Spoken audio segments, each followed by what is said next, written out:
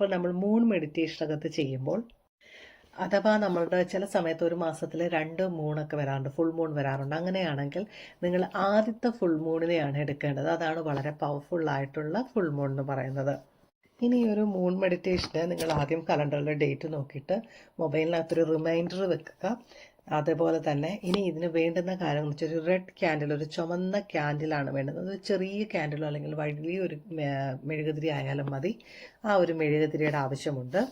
ഈ red candle എന്ന് പറയുന്നത് നമ്മുടെ ഫയറിനെ അല്ലെങ്കിൽ അഗ്നിയെ റെപ്രസെൻ്റ് ചെയ്യുന്നതാണ്. നമ്മളുടെ ഈ മൂൺ മെഡിറ്റേഷനകത്ത് നമ്മൾ 5 എലമെൻറ്റ്സും നമ്മളുടെ ഭൂമിയിലെ പഞ്ചധാതുക്കളെ ഉൾപ്പെടുത്തിയിട്ടാണ് നമ്മൾ ഈ മൂൺ മെഡിറ്റേഷൻ ചെയ്യുന്നത്.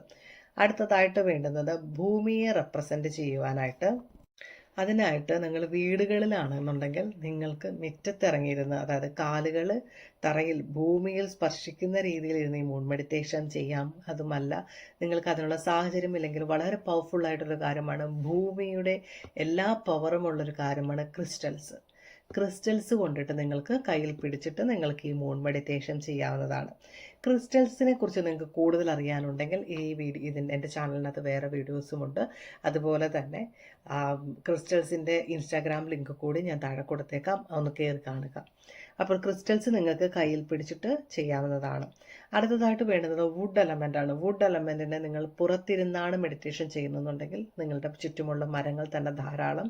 അതല്ല ഫ്ലാറ്റുകളിലൊക്കെ ജീവിക്കുന്നവരാണെന്നുണ്ടെങ്കിൽ നിങ്ങൾക്ക് വുഡ് എലമെൻറ്റിന് വേണ്ടിയിട്ട് നിങ്ങളുടെ വീട്ടിലുള്ള ചെടിച്ചട്ടികൾ എന്തെങ്കിലും ഉണ്ടെങ്കിൽ അതിനടുത്തിരുന്ന് ചെയ്യാവുന്നതാണ്. ഇനി നിങ്ങൾക്ക് വേണ്ടതാണ് വാട്ടർ അല്ലെങ്കിൽ ജലം. നിങ്ങളുടെ വീട്ടിൽ കിണറുണ്ടെന്നുണ്ടെങ്കിൽ കിണറിനടുത്ത് നിന്ന് നിങ്ങൾക്ക് ചെയ്യാം. അതല്ല നിങ്ങൾ ഫ്ലാറ്റിലൊക്കെ ആണെന്നുണ്ടെങ്കിൽ നിങ്ങൾക്ക് ചെറിയൊരു പാത്രത്തിനകത്ത് ഏറ്റവും നല്ലത് മൺകുടം അല്ലെങ്കിൽ മൺപാത്രം ഉണ്ടെങ്കിൽ അതിനകത്ത് കുറച്ച് വെള്ളമെടുത്ത് നിങ്ങളുടെ അടുത്ത് വെക്കാവുന്നതാണ്. പിന്നെ ഇതൊക്കെ പറയുമ്പോഴത്തേക്ക് നമ്മൾ നാട്ടുകാരെ വിളിച്ചറിച്ചിട്ടല്ല പോകുന്നത്. ഞാൻ താണ്ട മൂൺ മെഡിറ്റേഷൻ ചെയ്യാൻ പോകുകയാണ്, ചിട്ടടുത്തോട്ട് പോകുക എന്നൊന്നുമല്ല. നിങ്ങളൊരു കാഷ്വലായിട്ടൊന്ന് രാത്രിയിൽ നിങ്ങൾ എത്ര പേര് ഫോൺ വിളിക്കുവാനായിട്ട് ഈ വീടിൻ്റെ പരിസരങ്ങളിലൊക്കെ കറങ്ങി നടക്കാറുണ്ട് അല്ലേ? ഇല്ലെന്നാരും പറയരുത്. അങ്ങനെ കറങ്ങി നടക്കുന്നത് പോലെ തന്നെ നിങ്ങൾക്ക് ഇതും ചെയ്യാവുന്നതാണ്. ഇതൊക്കെ പോസിബിൾ അല്ലെന്നൊന്നും പറയണ്ട. അയ്യത്തും പറമ്പിലും ഒക്കെ രാത്രി ഫോണും പിടിച്ച് നടക്കുന്നുണ്ട്. ഞാൻ പലപ്പോഴും ആലോചിക്കുന്നത് ഇവർക്ക് ഈ എഴജന്തുക്കളെ ഒന്നും പേടിയില്ല, ഈ ഫോണും കൊണ്ട് പോകുന്നത് കൊണ്ടാണ് ഇവർ അറിയാത്തതാണെന്ന്. അപ്പോൾ നിങ്ങൾക്ക് വേണമെങ്കിൽ ചക്ക വേരിലും കായ്ക്കും എന്നാണ്. അപ്പോൾ നിങ്ങൾക്ക് കിണറിൻ്റെ അടുത്തും പോയി നിൽക്കാവുന്നതാണ്. ഒന്ന് ജസ്റ്റ് കുറച്ച് നേരം നിന്നാൽ മതി. ഇതൊരു മണിക്കൂറത്തേക്ക് അവിടെ പോയി എല്ലാവരും അറിയിച്ച് പബ്ലിസിറ്റി കൊടുത്ത് ചെയ്യുമല്ലോ നമ്മൾ. ഇനി അടുത്തതായിട്ടുള്ളത് നമുക്ക് വേണ്ടുന്ന മൂൺ എനർജി അല്ലെങ്കിൽ മൂൺ ലൈറ്റ് എന്നുള്ളത് നമുക്ക് എന്തായാലും ഫുൾ മൂണിന് കിട്ടുന്നുണ്ട്. വായു നമ്മളുടെ ചുറ്റുമുള്ളതാണ്. അപ്പോൾ നമ്മൾ ഈ ഫുൾ മൂൺ മെഡിറ്റേഷൻ ചെയ്യുമ്പോൾ വീട്ടിനകത്തിരുന്ന് ജനലിലൂടെ ഫുൾ മൂണിനെ കാണുകയല്ല വേണ്ട. ആ ഫുൾ മൂണിൻ്റെ ആ ഒരു എനർജി അല്ലെങ്കിൽ ആ ഒരു ലൈറ്റ് നിങ്ങളുടെ ശരീരത്തിൽ പതിക്കേണ്ടതായിട്ടുണ്ട്. അപ്പോൾ നിങ്ങൾക്ക് കുറച്ച് നേരത്തേക്കൊന്ന് പുറത്തേക്ക് ഇറങ്ങാവുന്നതാണ്. ഇനി ഒരു പേപ്പറും പേനയും കൂടി ആവശ്യമുണ്ട്. നിങ്ങൾ ഈ ഫുൾ മൂണിനകത്ത് അതിൻ്റെ ആ ഒരു രശ്മികൾ അടിക്കുന്ന രീതിയിൽ നിന്നിട്ട് അല്ലെങ്കിൽ ഇരുന്നിട്ട് നിങ്ങളുടെ ആഗ്രഹം എന്താണോ അത് മനസ്സിലാക്കി ഓർക്കുക. എനിക്കിത് തരണമേ എന്നല്ല, എനിക്കൊരു കാർ തരണമേ എന്നല്ല.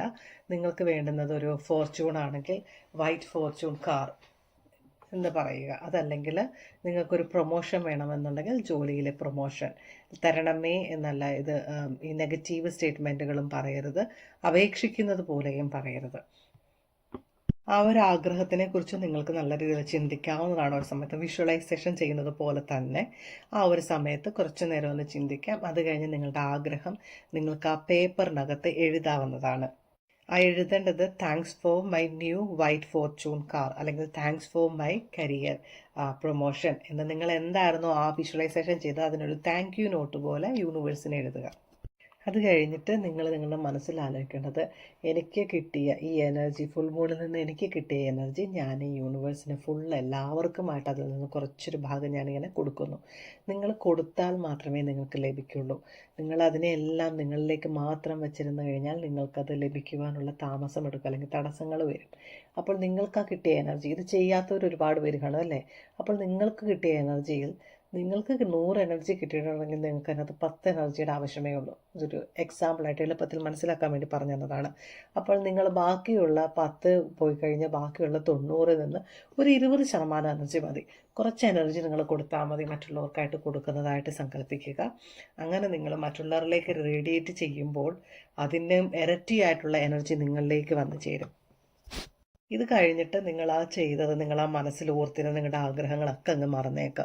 അതല്ലാതെ പിന്നെ പോയി കിടന്ന് മിക്കവാറും എല്ലാവരും മെഡിറ്റേഷൻ ക്ലാസ്സിന് വന്നിട്ട് അവർ രാത്രി കിടന്നുറങ്ങുമ്പോഴെല്ലാം ഇത് തന്നെ ചിന്തിച്ചുകൊണ്ടിരിക്കും. എങ്ങനെ കിട്ടും, നാളെ കിട്ടും, എന്ന് കിട്ടും, എപ്പോൾ കിട്ടും, എങ്ങനെയായിരിക്കും കിട്ടുന്നത്, എന്നത്തേക്ക് കിട്ടും, ഇങ്ങനെ ചിന്തിച്ചിരുന്നു കഴിഞ്ഞാൽ നിങ്ങൾ ആ ഒരു തോട്ടിനെ ഹോൾഡ് ചെയ്ത് വെച്ചുകൊണ്ടിരുന്നാൽ, നിങ്ങളതിനെ വിടാതെ നിങ്ങളുടെ കയ്യിൽ പിടിച്ചുകൊണ്ടിരുന്നാൽ അതിനെ എങ്ങനെ നിങ്ങൾക്ക് കിട്ടും? നിങ്ങൾക്ക് കിട്ടണമെന്നുണ്ടെങ്കിൽ ആ എനർജി നിങ്ങൾ യൂണിവേഴ്സിലേക്ക് കൊടുക്കണം. ഇപ്പോൾ നിങ്ങളത് വീണ്ടും വീണ്ടും ചിന്തിക്കുമ്പോൾ ആ ഒരു എനർജി, നിങ്ങൾ ആ ഒരു വിഷ്വലൈസേഷൻ ചെയ്ത് വെച്ചേക്കുന്ന എനർജി നിങ്ങളുടെ കയ്യിൽ തന്നെ ഇരിക്കുകയാണ്. അത് യൂണിവേഴ്സിലേക്ക് നിങ്ങൾ വിടുക, അതിനെ വിട്ടുകളയുക. പിന്നെ അതിനെക്കുറിച്ച് ആലോചിക്കാതിരിക്കുക. ചിലപ്പോൾ എപ്പോഴെങ്കിലും നിങ്ങളുടെ മനസ്സിൽ വീണ്ടും ഒരു ഫോർച്യൂൺ കാർ കാണുമ്പോൾ നിങ്ങൾക്ക് അത് ഓർമ്മ വന്നെന്നിരിക്കാം, അത് നോർമൽ. അല്ലാണ്ട് ഇങ്ങനെ രാവിലെ ഇരുന്നിരിക്കുമ്പോൾ ഉച്ചയ്ക്ക് ഇരുന്ന് വൈകിട്ടൊക്കെ ഇരുന്ന് എപ്പോഴാണ് കിട്ടുന്നതെന്ന് ഇങ്ങനെ ആലോചിച്ചുകൊണ്ടിരുന്നാൽ നിങ്ങൾ ആ എനർജി നിങ്ങളുടെ കയ്യിൽ ഹോൾഡ് ചെയ്ത് വെച്ചിരിക്കുകയാണ്. നിങ്ങൾ അതിനെ യൂണിവേഴ്സിലേക്ക് കൊടുത്താൽ, നിങ്ങളൊരു കടയിൽ ചെന്ന് ചായ വാങ്ങിക്കുന്നു, നിങ്ങൾ 10 രൂപ കടയിൽ കൊടുത്താലേ ആ ചായ തിരിച്ചും കൊണ്ട് തരൂ അല്ലേ? നിങ്ങളുടെ കയ്യിലിരിക്കുന്ന എനർജി അതേപോലെയാണ്. അത് നിങ്ങൾ യൂണിവേഴ്സിലേക്ക് അങ്ങോട്ട് കൊടുക്കുമ്പോൾ ആ എനർജി എന്താണോ അതിനുള്ളത് ഭഗവാൻ അല്ലെങ്കിൽ യൂണിവേഴ്സ് നിങ്ങൾക്ക് തരും. നിങ്ങൾ 10 രൂപ കൊടുത്തിട്ട് എനിക്കൊരു ബിരിയാണി വേണമെന്ന് പറഞ്ഞാൽ അവർ തരുമോ? ഇല്ല. 10 രൂപയ്ക്കുള്ളത് അവിടെ എന്താണ്? ചായയാണ്. അപ്പോൾ നിങ്ങളുടെ ആഗ്രഹത്തിൻ്റെ ആ ഒരു എനർജി നിങ്ങളുടെ യൂണിവേഴ്സിലേക്ക് കൊടുക്കുമ്പോൾ അതെന്താണോ ആ ആഗ്രഹം നിങ്ങളിലേക്ക് എത്തുന്നതാണ്. അതുകൊണ്ടാണ് എപ്പോഴും വിഷ്വലൈസേഷൻ കഴിഞ്ഞിട്ട് ലെറ്റ് ഗോ ചെയ്യണം എന്ന് പറയുന്നത്. അപ്പോൾ ലെറ്റ് ഗോ ചെയ്യുക എന്ന് വെച്ച് കഴിഞ്ഞാൽ ആ ഒരു ആഗ്രഹത്തിനെ വിട്ടുകളയുക മനസ്സിൽ നിന്ന്. നിങ്ങൾ എത്ര പെട്ടെന്ന് അതിനെ വിട്ടുകളയുന്നോ അത്രയും പെട്ടെന്ന് നിങ്ങളുടെ മാനിഫെസ്റ്റേഷൻ നടക്കും എന്നുള്ളതാണ് സത്യം. ഇതിന് ഏറ്റവും നല്ലൊരു മാർഗം, നിങ്ങൾ ജസ്റ്റ് കാഷ്വലായിട്ട് വെറുതെ പോയിരുന്നു, ഒന്ന് ഫുൾ മൂണിനെയൊക്കെ കണ്ടു, ഒരു മെഡിറ്റേഷൻ ചെയ്തു എന്ന് വിചാരിക്കുക. അല്ലാതെ ഇന്ന കാര്യം കിട്ടുവാനായിട്ട് ഞാനൊരു കാര്യം ചെയ്തു, അതിൻ്റെ എനിക്ക് ഫലം ഇന്ന ദിവസം കൊണ്ട് കിട്ടണം എന്നുള്ള രീതിയിലുള്ള ചിന്തകളൊക്കെ കാഷ്വലായിട്ട് ചെയ്യുക. എപ്പോഴും ലോ ഓഫ് അട്രാക്ഷൻ വർക്ക് ചെയ്യുന്നത് നിങ്ങൾ കാഷ്വലായിട്ട് ചെയ്യുമ്പോഴാണ്. അതിനെ ആ ഒരു സമയത്ത് നമുക്ക് ഇൻറ്റൻസ് ആയിട്ടുള്ള എനർജി കൊടുത്തിട്ട് പിന്നെ നമ്മളതിനെ വിട്ട് കളയുകയാണ് വേണ്ടുന്നത്. അപ്പോൾ ഫുൾ മൂൺ മെഡിറ്റേഷൻ നിങ്ങൾ ചെയ്ത് നോക്കുക.